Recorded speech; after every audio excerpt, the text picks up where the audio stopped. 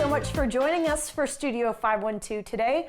Austin nonprofit Bookspring recently launched a brand new initiative helping bring greater access to books for kiddos all across Texas. Joining us now with all the details is the executive director of Bookspring and a friend of the show, Emily Cicchini. Emily, good morning. Hey, I'm so excited to be here, Rosie. Happy to always have you in the studio. Big reminder for folks at home who may not realize that this local organization is such a rock star is what is Bookspring?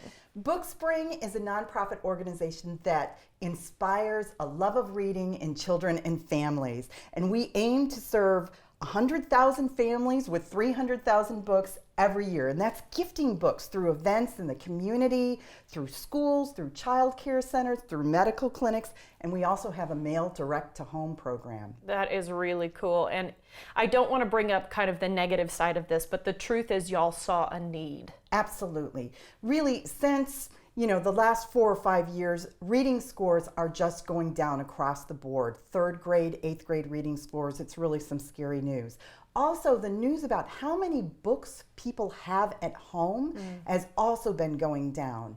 We really would like to see every family have at least 20 books for children in their homes, because that really makes a difference, to grow up with books, to see that you can see the world through books. It's just an amazing way to help your child's education. It's, something they can call theirs, that they can tuck in with them when they go to sleep, that they can call their own, they can dog-ear the pages. We don't always suggest that, but I understand if it's your book. And, the fact that you guys have statistics on the fact that 20 books can actually change a trajectory is huge. Right, exactly. 3 more years of education is what the research says. But also our own studies right here in Austin and with our parents, about 25% of parents say they read out loud to their kids every day. Parents in our programs are reading, 75% are reading every day to their kids. Wow. And that is really a game changer. If you ever get a chance to see a parent reading out loud, or any adult reading out loud with a child together, cozied up with that book, you'll just see that real intense focus, that bond between each other, the bond through the book. They're using the book to understand words, to understand language, to understand emotions, to understand the world. So it's really such an exciting statistic that our parents are 3 times more likely to read together than the average parent. Well, and I think it's because you're out there educating them too on how important it is to read with your child, whether the child themselves is reading or they're being read to. That time, especially at the end of the day, is really precious. Absolutely. End of the day, bedtime reading, it helps you both get calmed down, settled down, detox from all the digital that you have during the day. And really the things that parents say is like, oh, I don't have time, or I don't have confidence, or I feel guilty because I don't do it enough. That doesn't matter. You just pick up that book that next day, you read together. You can point out the words, you can make fun of the pictures. It's really that interacting between print text, saying, oh, there's an A there. Hey, do you see an A in the room any place? That engaging, particularly from birth to age 5, before they're even in school and learning really how to read. It's just being engaged in print and letters and words. And as you said, 3 more years of education on average is what we see from kids who have this sort of access to books and reading, which is so cool. Right. All right, Bookspring Originals. It's really exciting. It is. Especially someone who's worked with Bookspring for a while and been able to be at your reading day. I'm really excited for you because this is a brand new venture, but really drawing on local talent. Tell me about it. Exactly. It's so exciting. We had this idea because people ask us, where do you get your books? First of all, we get donated books. About 30 to 40% of what we do are recycled, donated books from our community that we sort and label and level and clean up and get ready to redo. But the rest of the books we have to purchase. We purchase them from great places like Scholastic and Random House, all the great publishers. But there's a high price to that, right? Even when we can buy them at a discount because we're a nonprofit. So we realized that if we started printing the books ourselves, we would just have to pay for the cost of the printing. So if we could do it ourselves, we could give out more books, right? Amazing. And then we were like, well, how are we going to do it ourselves? How are we going to get books? We're like, well, Austin is a creative place. There are great artists here. There are great writers here. There's, all this sort of stuff. So we started last year putting these books together. In December, we launched 6 Bookspring original books. And Ah. these are some of them right here. I'm so excited. That's so And they're cool. very simple books. It's your ABC books, it's your counting books, it's a little funny dancing frog book. And they're just beautiful books, all done by volunteer creatives. So what's exciting about this is not only is it helping us lower the book cost to maybe get to 600,000 books, which is what our goal is for 2030, it's giving a chance for these authors to have their works put out there, you know? So there's a chance to volunteer to be an author, to be an illustrator. There is a chance to purchase the books, and that money from a portion of your purchasing the books will help us buy even more books. So it's just such a wonderful system. I love it. In a way, it's doing so many things with one project. So we really love it. It's called Bookspring Originals. Oh, so cool. And if I may brag on you, you've got one in the pipeline. I do. We have 14 coming in, and I have a book called I Am Your Book. And it's basically about a book that's like a person talking to you.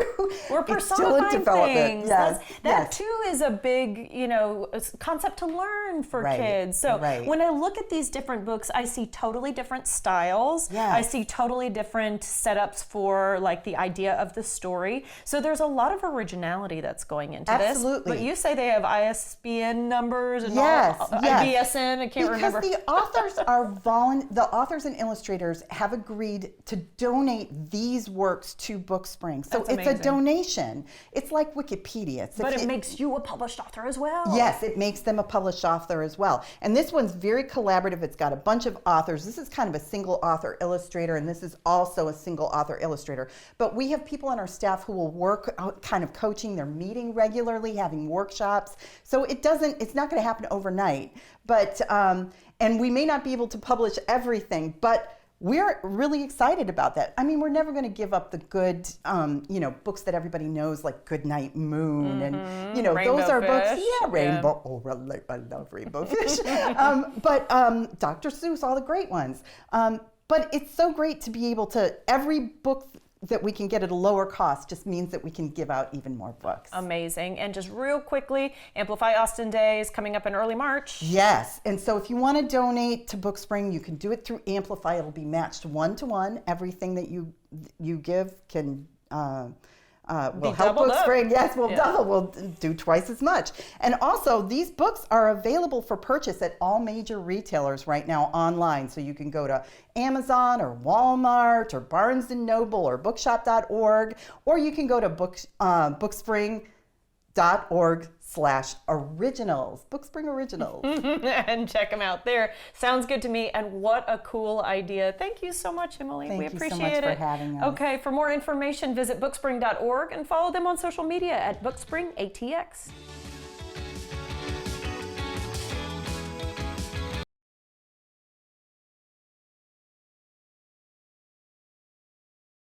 Apple TV's #1 show, Pluribus, takes you into a futuristic world where everyone shares one mind, and lead actress Ray Seahorn joins me now, fresh off her award wins in the last few weeks. Hi, Ray. How are you? Hi, nice to be here. I'm good. Thank you. So you play this amazing character, Carol Sturka. Tell me kind of what your immediate thoughts were of kind of playing Carol and getting to reunite with Vince Gilligan. Uh, I read that first script and probably had the same reaction as most people that watched the pilot. I was like, this is bananas. But I also immediately saw that Vince wanted to really like take these wild swings, not just with genre defying, like, and using tropes from apocalyptic movies and sci-fi horror movies, all of it, but that also he was going to thread the needle with tone and keep, it's very, very funny. And then it's darkly psychological sometimes in the same scene. And I knew that was going to be fun, especially having collaborated with Vince. I mean, we're going on 11 or 12 years now, but I knew it was going to be challenging in the most blissful way to find that tone with him. And so we did a lot of the scenes, many takes, just looking for how comedic can you push this scene and how dark can you push this other scene, and before they can't live in the same world anymore. And it was really fun. Yeah, I love that. Now, one of my favorite aspects of this show is that it kind of does this polarizing take on happiness and kind of like world unity, peace, if you will. But your character is extremely suspicious of everything happening. So, what do you feel like maybe you've learned from Carol on a personal level, and what's it meant to you to be so integral within this show? Um, it's been fun being so integral as far as like, I mean, I was very aware that I am the audience's entry point to go down the rabbit hole. Like I'm the one, taking them all around. And even though she's not handling it with grace often, what was most important to Vince and I was that she is a real person amidst a very unreal circumstance. Because there is intense drama, but there's also many very, very, very funny moments that are born out of what if this was a real person? She's not super heroic. She's carrying around the burden of grief. And we try to keep all of these things very real about the what would you do? As far as me personally, it made me think a lot. I'm not a misanthrope or a fault finder like Carol was before this event even happened, but I can sometimes forget to be totally present in a moment of joy because I'm already thinking about like, but what if this or what if that, or maybe I need to wait till this, maybe I'm not allowed to enjoy this until XYZ. Mm. And it's a mistake. It's a mistake. Enjoy Yeah. the tiniest little joys you can every day. Yeah, living in the present, I think, is a hard thing for a lot of us. Now, something that I really, really love about your character is her relationship with her partner, Helen. And of course, we find out early on that she does pass. And it's interesting because I feel like we see you go on this journey of kind of grappling with grief while also accepting the terms of this new reality that you really don't have any control over. So, as an actress, as the actress in the show, what's it like for you kind of melding all that together? Because it's a really weird headspace to live in, I feel like. Yeah, and thank you for saying that. And Miriam Shore, who played Helen, is just an incredible actress and an incredible human being. And we bonded very quickly. I had not met her before. I know her work. I know her brilliant work. But we wanted to make sure that that relationship had weight, not just while it's on screen, but because of the weight it carries for the whole season. Helen is still there. She's very present. And we had lots of conversations, Vince and I, as well as hair and makeup and costumes, about the reality of making sure that grief stays present. And uh, most of us have been there, unfortunately. And grief is its own temporary insanity. It just is. It's like all bets are off about how one behaves. And it was important to us that she not get up and take a shower or put makeup on or do her hair. And she's sleeping on the couch for a while because it's too painful to go and sleep in the bed where her wife used to be. And we tried to keep that present. And then, as you mentioned astutely, it comes up against having to accept this new world and even gets driven over a cliff when she's faced with living partially delusional towards the end of the season to kind of accept like this is the only life I guess I'm going to have, because the counterpoint to that is the horror of just being alone in her house and just dying alone and never speaking to anybody again. It's horrific. Yeah. Yeah. Well, it's an incredible show, Ray. Thank you so much for taking the time to speak with me. Thank Season you. 2 coming soon. Fingers crossed. And congrats on all the awards you've been receiving. We hope you get more. Oh, thanks. Thank you very much.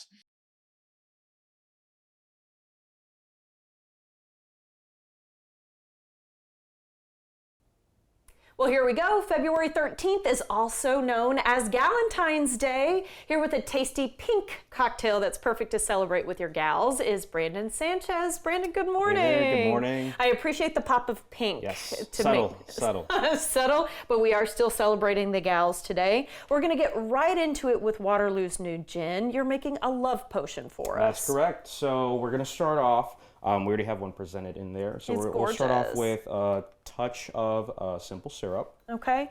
And I'm seeing it here in a bottle, so I am guessing that you can purchase this from the store. Absolutely. Right? Yeah, you so go to often, Specs, you go to Twins, they'll have it ready for you, so you don't have to worry it's about kind the of prep. like a sugary, watery kind of thing, That's right. Okay. Not that that's any sort of exact science, but usually we do hear that simple syrups are made in-house, that right. sort of thing. But if somebody's making it at home, am I obligated to? It's up to you. Okay. If you want to get crazy with it and infuse it or do anything outside of the ordinary, you can try it at home. I mean, you can experiment a little bit, right? Okay, all right. I like the idea. We'll throw in some fresh raspberries in there as well. Oh, I like the idea that the fresh raspberries go directly into the drink. Throw some foaming bitters to give us that nice little froth. Okay, and you and I have to talk about foaming bitters because I've never heard of them before. So typically it's, you look at an egg white cocktail and it's not vegan friendly or people can't have it for whatever reason. The daisy comes to mind. Correct.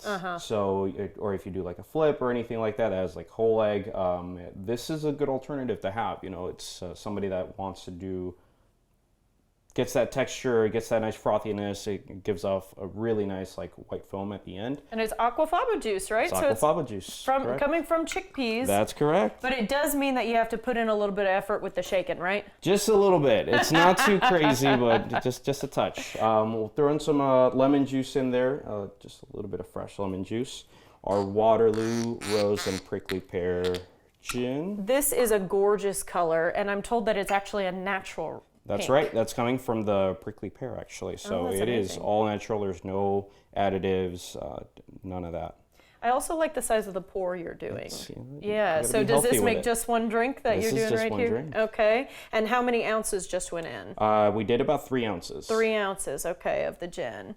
And I love a gin cocktail, especially as we get into the warmer months. I think it's like a really lovely, very springy type thing to have. Of course, you do some spritzes. You kind of can change it up a little bit. It's a beautiful gin.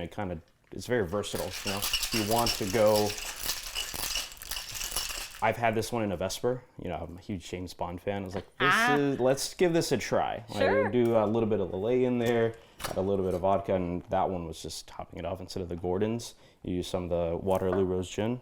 It's beautiful. I like that you're experimenting with it. And this isn't the only sort of cocktail, of course, that you can make. We're going to see this gorgeous pink pour right here. I love that there are strawberries in this. That just makes me really happy. So you've got a little bit of fresh fruit going in with the fun and the foam, and then garnishing a little bit on top. Yeah, you get a little snack. Yeah, a little snack to go with. You know, for James Bond, these might be olives, that sort of thing. But in this case, we're doing it a little bit more girl-friendly. You'll even do a twist. You never know. I like that. Okay. And then, so talk to me about some of the other, gin concepts that you would think of using this gin. Yeah, I mean, you always go traditional with like a daisy. Same kind of principle, same kind of standard. The big thing, the big winner is going to be, the gin at the end of the day. You can do a Gibson and get really dirty and, use some of the like onions, so like the pearl onion if you want something a little bit more savory. Ooh. Since this isn't sweetened, like it's not sweetened at all, you can. I was wondering very, very of the versatile. flavor profile of it, because when I hear prickly pear, I think of the like fruity, flowery, just a little bit, a touch on the sweet side, and then rose, maybe much more floral, but I didn't know if it had kind of a sweet taste to it. It doesn't. It's very approachable for any cocktail maker. It is more American style. It's not very juniper forward. It's definitely going to be a lot more citrus forward, which it makes beautiful, beautiful cocktails. I mean, you can do that one in a simple gin tonic. We do a little bit of orange blossom at Georgie's as well. It's delicious. It's one of those patio drinks. Lovely. And we are going to talk about Georgie's, but you've just brought something up and I have to dig further into it. Food and bev, this is kind of your hot spot. Yeah. This is what you work on. You're saying American gins are not very juniper forward? That's right. Okay, I'm learning something today. Yeah, so think of like any London dry gin. You're looking at a Bombay, Beefeater, or anything like that. They might be a little bit more aggressive, or they might be, this is what Grandpa might have drank, right? It's like, this is his gin martini for the day. This is a lot more approachable on that style. You can be a little bit, you can think outside of the box a little bit. You're not constrained to those. It's a good base, but it makes better Does it cocktails. taste like gin with a capital G? That's right. Okay. And right. speaking of the G, let's go to Georgie's. Yeah. Been open only 8 months now in Georgetown. Tell me about it. Seafood focused restaurant. We are partnered up with Shane Stark, the executive chef and owner at Mongers here in Austin on 42nd and Guadalupe. We partnered up with him about 8 months ago, focusing on fresh seafood, fresh oysters daily.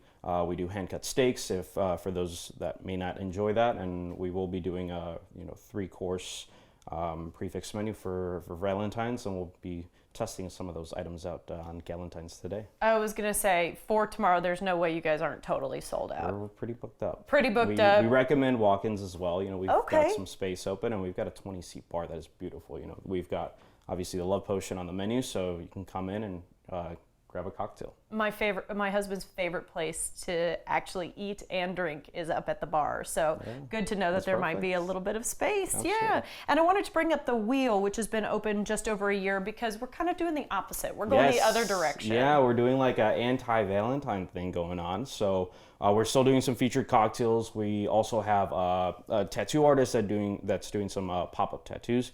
Just so happens to have fallen on Friday the 13th. So it was very fitting. It was like, how do we go against the norm? And this is exactly how we're going to do it. Skylar Payne, you know, he does fantastic tattoos. He'll be popping up right around 5 o'clock today. So for those of us or those of you that may not have a partner or is like loathing anybody, it's like, you know, a little pain won't hurt. Yeah, if you're anti-Hallmark for today, That's right. maybe the Wheel is the place to show up instead. So a good time happening tonight. Tonight sounds good to me. And maybe we walk away with a new tattoo. No judgment here. Okay, sounds good to me. Brandon, thank you so much. Thank you. We appreciate it. See the Love Potion that we mentioned today on the menu at georgiesgtx.com.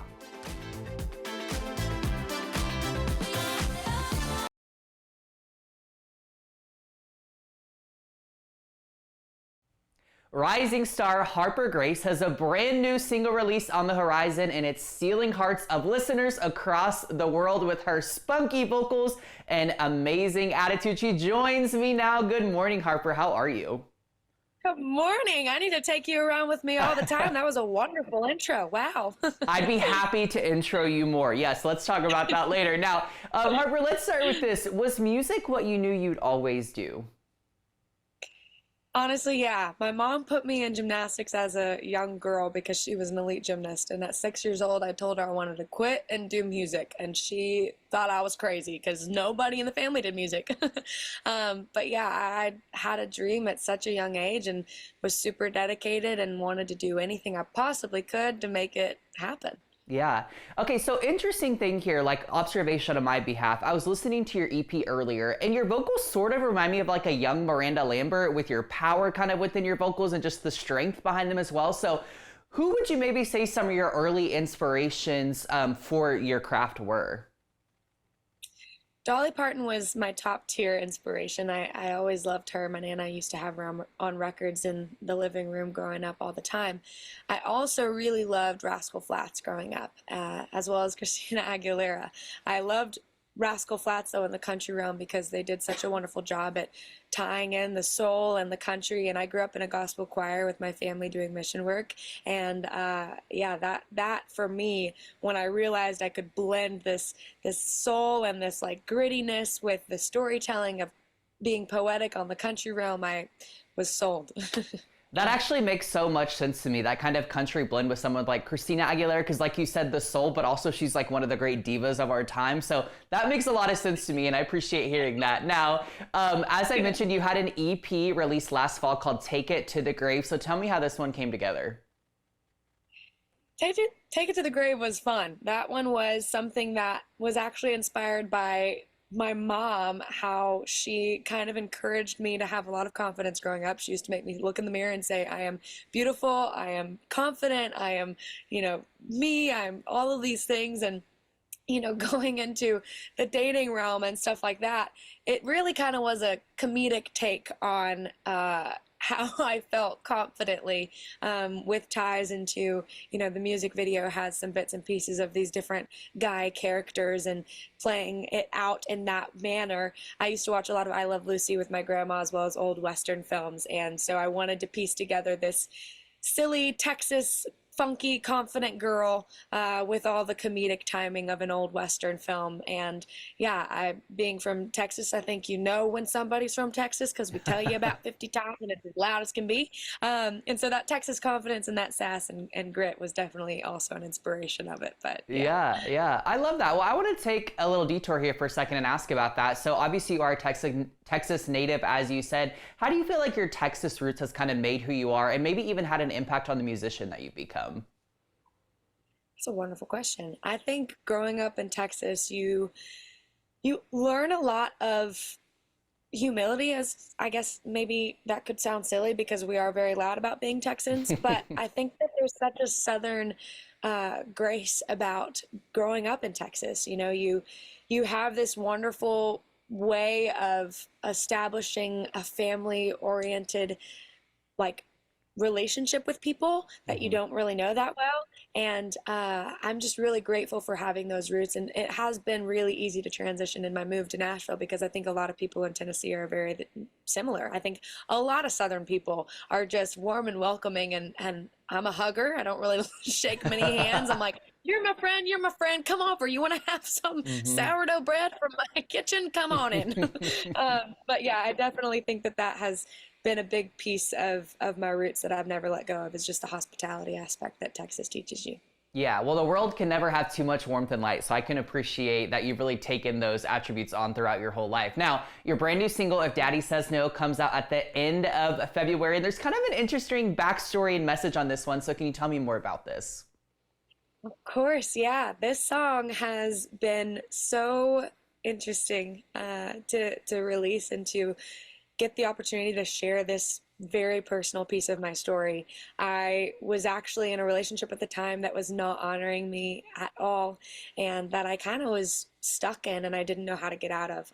But in this time period of writing If Daddy Says No, I was kind of wrapped up in this manipulated state of thinking that I could just run away and get rid of everything and just, go and be married and live out my little hopeless romantic life when at the end of the day I realized, some of those hopeless romantic movies that I love so much, those characters sometimes might not even be good for each other and you don't even know how the story ends. Like they never tell you the rest of their lives. Maybe it Hmm. didn't go like it was supposed to.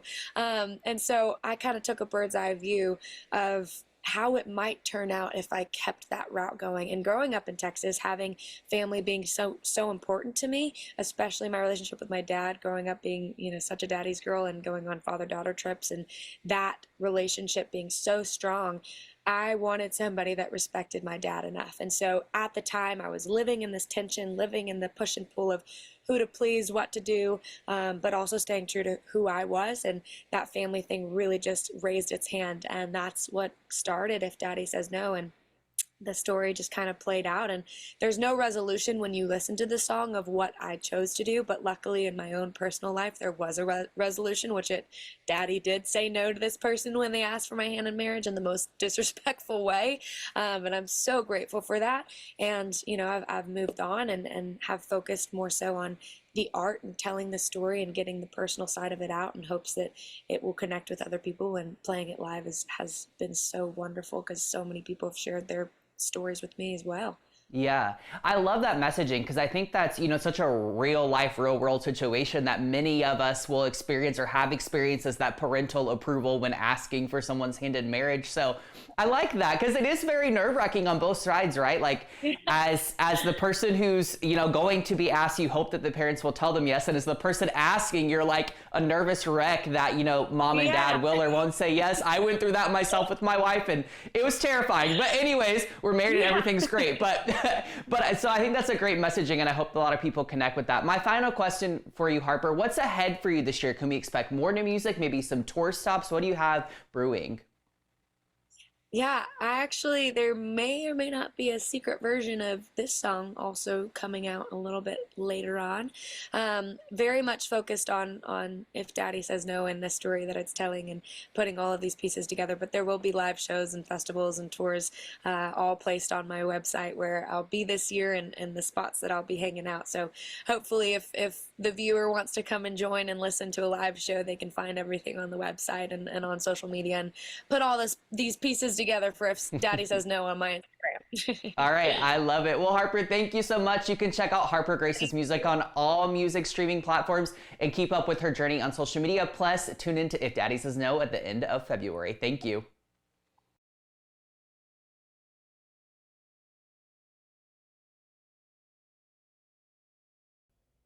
Studio 512 is celebrating this morning. We've got a Valentine's Day birthday to share. A very happy birthday to 4-year-old Jordan Garcia tomorrow on the 14th. We're really proud at Studio 512 because we've gotten to celebrate both Jordan and his sister multiple times here on the program. Parents Jared and Taylor say right now, Jordan loves Hot Wheels, playing at the park, going to the library, and eating ice cream. We hope you get to enjoy a lot of it tomorrow, buddy. Happy birthday! Folks, if you've got something you'd like to celebrate, send it on over for a chance at an on-air shout-out. Studio 512 at KXAN.com.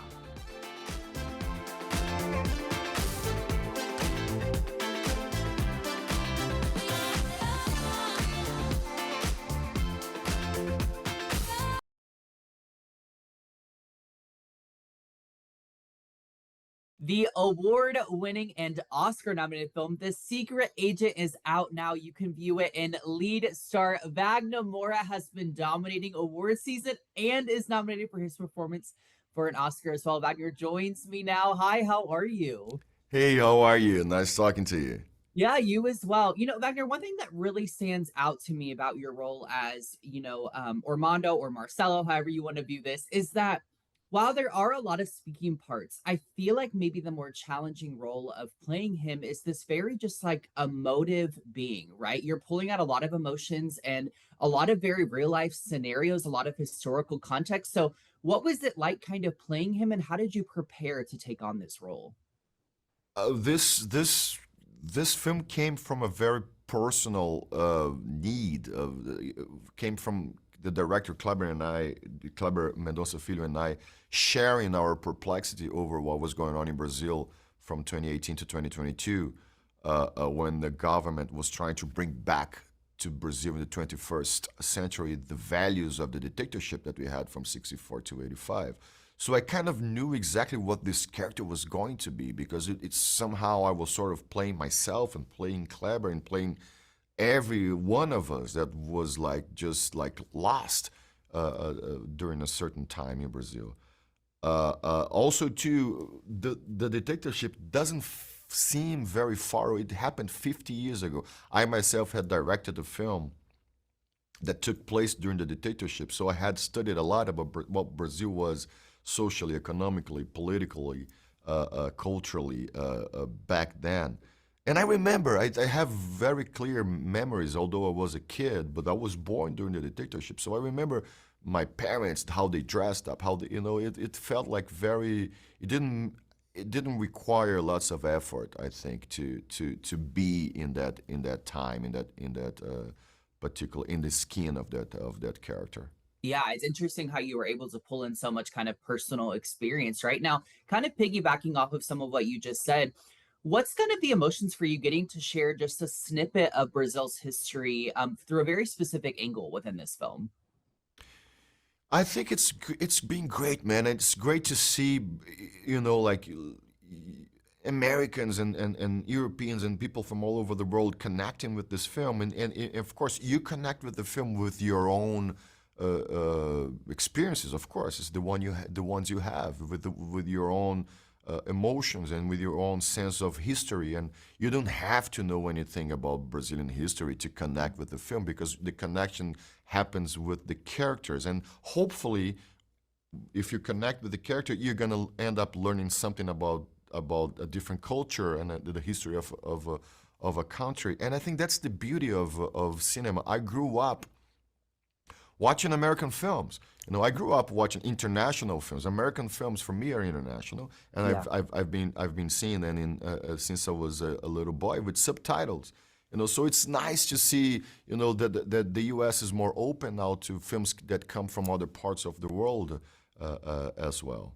Yeah, I was incredibly intrigued by it, not really knowing much of Brazil's history. And like you said, I don't think I had to know it. I really got the concepts and I loved it. Now, something else that's like really spotlighted in this film is just kind of like varying family dynamics, right? Whether that's chosen family or blood or environment or whatever that looks like. So what do you kind of hope maybe the takeaway is from that aspect of the film? And how do you hope that maybe people see themselves within some of these stories? That's a very interesting question. The film has...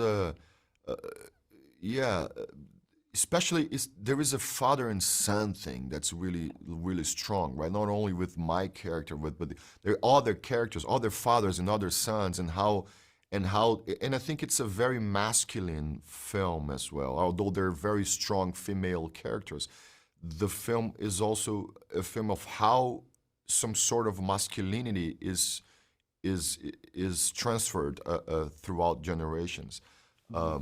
And I was seeing the image of Alex Petrie being killed by the ICE agents, and I could see there are two very different types of masculinity in that video.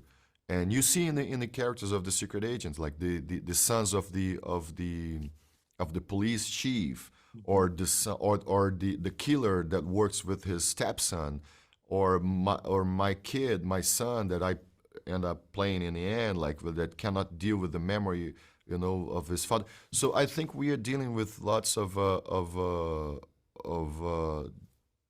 generational transfers, like and especially with a certain kind of masculinity that can be transferred over generations.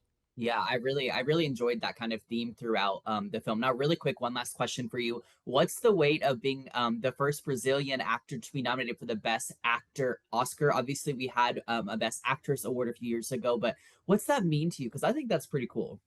It's pretty cool. Of course it is. It's great. And it's been great also, like the way Brazilians are engaging and connecting with this film and with their culture since last year, since I'm still here, especially again after these 4 years, these 4 dark years of authoritarianism in the country, where they were really efficient in demonizing.